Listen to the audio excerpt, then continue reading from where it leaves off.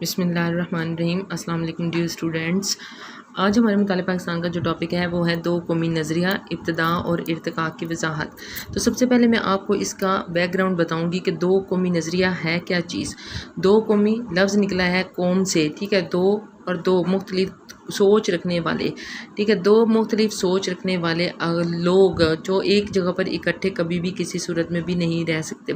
اچھا، اس کی ابتدا کیا ہوئی؟ بہت سی اس کے پیچھے وجوہات تھی کہ انگریزوں اور ہندوؤں کا غیر منصفانہ رویہ تھا جس کی وجہ سے اس کی ابتدا ہوئی تھی، اور ظالمانہ رویہ تھا۔ اس کے علاوہ انگریزوں نے مسلمانوں کو پس پشت ڈال دیا تھا، ہندوؤں نے ہندی کو اپنی قومی زبان قرار دے دیا تھا، جس کی وجہ سے یہ تمام معاملات جو ہیں وہ اجاگر ہوئے۔ اور ارتقاء یعنی کہ اس کا تسلسل کیسے چلا گیا۔ جب قائد اعظم محمد علی جناح سے کسی نے پوچھا تھا کہ آپ علیحدہ وطن کیوں چاہتے ہیں، تو انہوں نے یہ کہا تھا کہ چونکہ ہمیں اپنے مذہب کی آزادی نہیں ہے، اس وجہ سے ہم علیحدہ وطن کا قیام چاہتے ہیں۔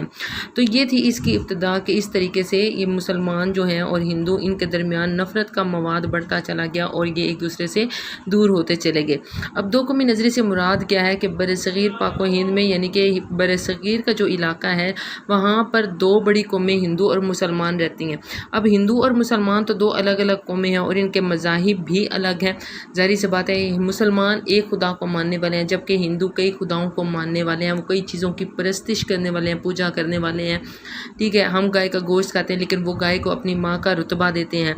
مسلمان ایک خدا اور ایک رسول پر یقین رکھتے ہیں، اور اس کے ساتھ ساتھ ان کی ایک کتاب ہے جو قرآن پاک جیسی پاکیزہ ہے، جبکہ ہندو جو ہیں ان کے پاس بہت سی ایسی کتابیں ہیں جن پر وہ یقین رکھتے ہیں۔ یہ تو بہت خاص چیزیں ہیں جن کے بارے میں ہے کہ یہ دونوں قوموں میں الگ الگ ہیں، اس وجہ سے یہ دونوں قومیں کبھی بھی ایک دوسرے کے ساتھ نہیں رہ سکتی۔ اس کے ساتھ ساتھ دونوں قومیں صدیوں تک ایک دوسرے کے ساتھ رہی، لیکن یہ پھر بھی ایک دوسرے کے ساتھ کبھی بھی منصفانہ انداز میں نہ چل سکی۔ اگر مسلمانوں نے کبھی ان کے لیے کوشش بھی کی تو وہ کبھی بھی ہندو ان کے حق میں نہ ہوئے۔ اب یہ اتنا زیادہ تھا کہ یہ کافی عرصے تک ساتھ رہنے کے باوجود بھی اس قدر ایک دوسرے سے دور تھے کہ جب انگریز برصغیر پر قابض ہوئے تو اس وقت مسلمانوں کے ساتھ ہندوؤں کا رویہ غیر منصفانہ ہو گیا تھا، اور یہی وجہ تھی کہ مسلمانوں میں اپنے تشخص کو قائم رکھنے کے لیے دو قومی نظریے نے وجود پکڑا تھا۔ اس کی جڑ مضبوط ہوئی تھی کہ ہمیں اپنے تشخص اور اپنے مذہب کو آزاد رکھنے کے لیے اور اس کے وجود کو قائم رکھنے کے لیے ہمیں ایک الگ وطن چاہیے، یا ایک ایسا خطہ چاہیے جہاں پر ہم اپنے مذہب کی آزادی کے ساتھ زندگی بسر کر سکیں۔ پاکستانی دو قومی نظریے کی بنیاد پر قائم ہوا کہ پاکستان، ظاہری سی بات ہے، جب ہم یہ بات سوچتے ہیں کہ ہم نے ایک زمین کا ٹکڑا حاصل کرنا ہے تو اس کے پیچھے یہ نظریہ، یہ سوچ کار فرما تھی کہ ہم نے زمین کا وہ خطہ حاصل کرنا ہے تو اس بنیاد پر کہ جہاں پر ہمیں اپنے مذہب کے مطابق زندگی بسر کرنے کی آزادی ہو۔ دو قومی نظریے کا لاہ عمل جو تھا وہ یہ تھا کہ اسلام کے دو قومی تصور کی بنیاد پر ہندوستان میں مسلمانوں کے لیے ایک آزاد ریاست قائم ہونی چاہیے، ایسی ریاست جس پر وہ بغیر کسی دباؤ کے، بغیر کسی تشدد کے اور رکاوٹ کے اپنے مذہب کے مطابق زندگی بسر کر سکے اور اپنی انفرادی اور اجتماعی زندگی اسلامی اصولوں کے مطابق گزار سکیں۔ ان میں یہ نہ ہو کہ اگر وہ کہیں باہر مجلس میں جا رہے ہیں تو ان پر یہ دباؤ ہو کہ یہاں پر ہندو زیادہ تعداد میں موجود ہیں، اس وجہ سے وہ اپنے مذہب کے مطابق اپنی عبادات نہیں کر سکتے، یا پھر اگر وہ الگ شخصیت الگ جگہ پر ہیں تو اپنے الگ حیثیت کے مطابق اپنی جو ہے وہ عبادت نہیں کر سکتے۔ یہ تو تھا ہمارے پاس دو قومی نظریے کی ابتدا کہ دو قومی نظریہ ہے کیا اور اس نے کس طرح وجود پکڑا۔ لیکن ہم دیکھتے یہ ہے کہ برصغیر میں اس کی ابتدا جو ہے وہ کیسے ہوئی تھی۔ جی، برصغیر میں دو قومی نظریے کی ابتدا تو اس وقت ہوئی تھی جب محمد بن قاسم نے سندھ کو فتح کیا تھا۔ اب محمد بن قاسم اور فتح سندھ کا تعلق دو قومی نظریے سے کیسے ہے، تو اس کی میں تھوڑی سی آپ کو پس منظر بتانا چاہوں گی کہ جب محمد بن قاسم نے سندھ جب ہوئی تھی، سندھ کو فتح کیا تھا، تو اس وقت وہاں کا جو راجہ تھا وہ داہر تھا، ٹھیک ہے، راجہ داہر تھا سندھ کا۔ تو اس وقت ایک بحری بیڑا جو ہے وہاں سے گزرا جس میں بہت سے مسلمان تاجر تھے، عورتیں تھیں اور بچے تھے۔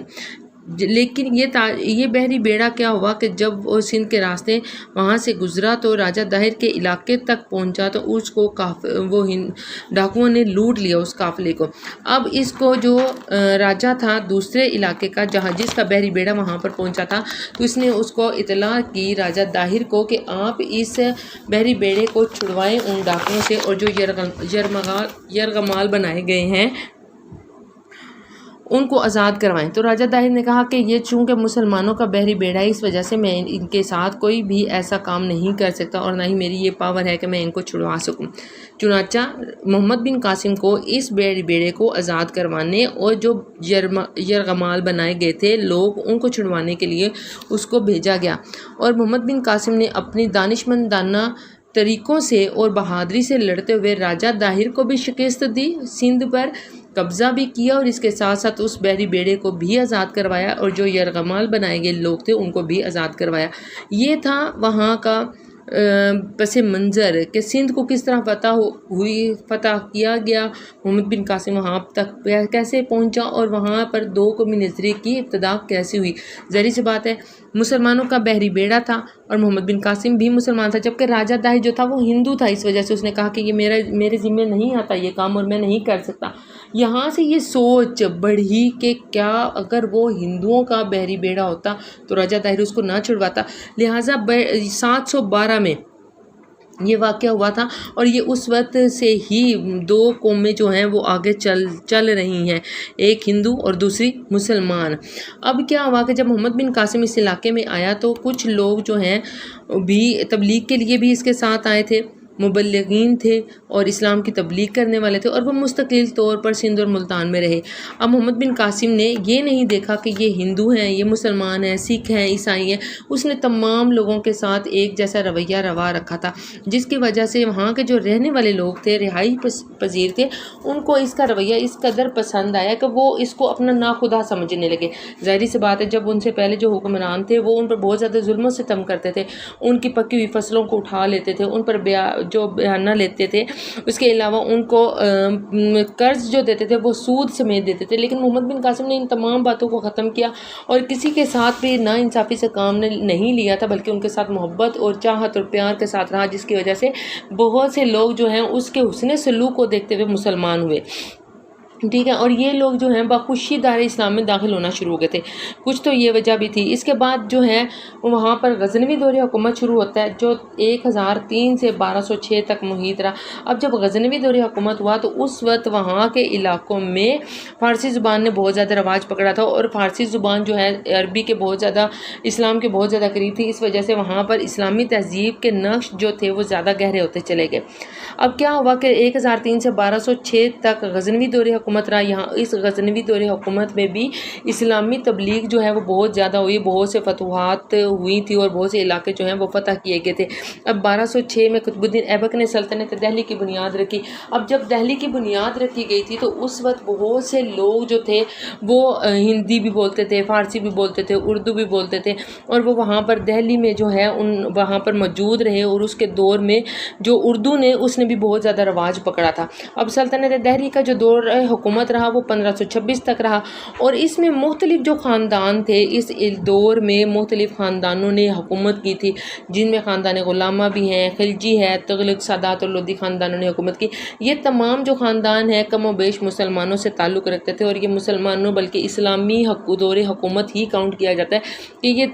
اینڈ تک جو چلتا چلا آ رہا ہے یہ اسلامی دور حکومت ہے۔ اور وہاں پر جو لوگ تھے رعایا میں ہندو بھی شامل تھے، سکھ بھی شامل تھے، عیسائی بھی شامل تھے، لیکن ان تمام لوگوں نے یہ نہیں سوچا کہ وہ مسلمان نہیں ہیں تو لہٰذا ہم نے ان کے حقوق کو پورا نہیں کرنا، یا ہم نے ان کی دیگر سہولتیں جو ہے وہ مہیا نہیں کرنی۔ اس وجہ سے وہاں پر اسلام کی تبلیغ خود بخود بڑھتی چلی گئی۔ 1526 میں ظہیر الدین بابر نے دہلی میں مغلیہ سلطنت کی بنیاد رکھی جو 1857 تک قائم رہی۔ اب یہ جو دور حکومت تھا یہ کہا جاتا ہے کہ سب سے آخری دور حکومت تھا مسلم حکومت کا، اسلامی حکومت کا، یہ سب سے آخری دور تھا۔ ظہیر الدین بابر نے جب دہلی میں مغلیہ سلطنت کی بنیاد رکھی تھی جو 1857 تک رہی۔ اب 1857 سے پہلے جو ہے یہاں پر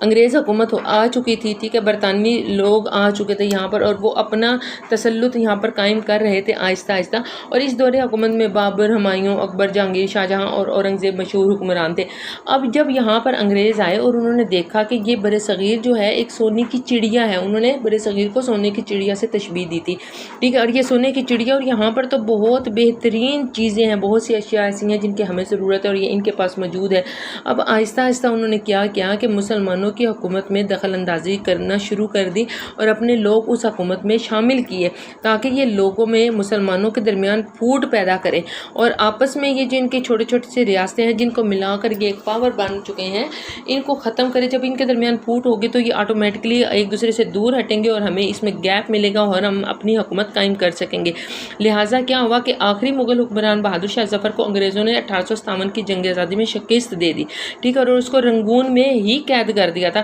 جہاں پر وہ بعد میں انتقال کر گئے اور وہیں پر وہ دفن ہوئے. جب 1857 کی جنگ آزادی ہوئی تھی تو اس میں مسلمانوں کو بہت زیادہ شکست ہوئی تھی اور اس شکست کا سب سے زیادہ دار و مدار جو تھا وہ خود مسلمانوں پر تھا, کیونکہ ان کی اپنی حکومت میں مسلمان لوگ جو تھے انہوں نے غداری کی تھی جس کی بنا پر یہ جو ہے وہ شکست کا ان کو سامنا کرنا پڑا تھا. اور اس طرح آہستہ آہستہ جو دو قومی نظریہ ہے کہ اپنی شخصیت کو برقرار رکھنا اور اپنے تشخص کو برقرار رکھنے کے لیے ان کو حکومت جو ہے وہ جو اپنی الگ ریاست قائم کرنی پڑے گی.